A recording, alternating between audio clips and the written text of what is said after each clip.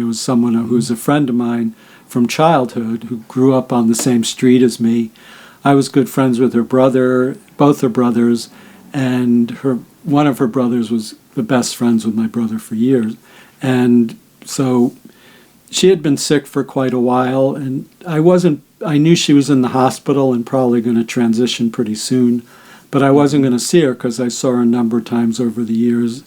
But it just worked out where something happened where it was like the only choice to do. So my daughter, she was I think in Brooklyn in the hospital, and my daughter wanted to go into Manhattan to see a Broadway show with some people, and I was okay with her going to the show, but I took her into the city, so I had a few hours before the show was over. And I looked up the subway to go right to where this woman was in the hospital. It was right there, so I got on the subway and went there. And I'm really glad that I did. So I knew her family from the time I'm a little kid.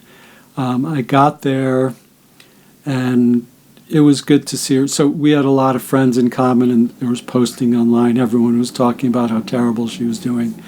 And something I did after I was there, I mean, even before I went there, I posted, I said, no, she's doing good. She's getting ready to transition. And these are also a lot of spiritual people, so there's something in us that doesn't want people to die. And I understand that. I mean, my mom died a long time ago. There's still times I really miss her. Even though I know she's doing phenomenally well in the spirit, there's still times I miss her. So I was there,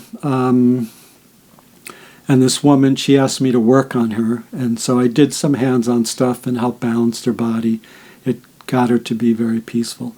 But what was going on there was her family was there, and even our friends were so anxious about her passing away, they were like almost stopping her from passing. And that was not a good thing for her. So I worked on her, and something that happened was her mom kept saying, oh, you should leave because we only have a certain amount of visiting passes so the family could come. And at some point, this woman who was like in bed, talking very softly in this loud voice she said, stay. Like she grabbed my and then her mother was like, okay. And then, so I worked on her a bit longer, and then when I knew she was lined up and ready to go, I left, and then she passed away a little while later. It was a beautiful experience, but maintaining that peace for me and for her when everyone around, and it was in the city, it was horns honking and all that stuff. So I'm smiling, but there was something very beautiful about it, really.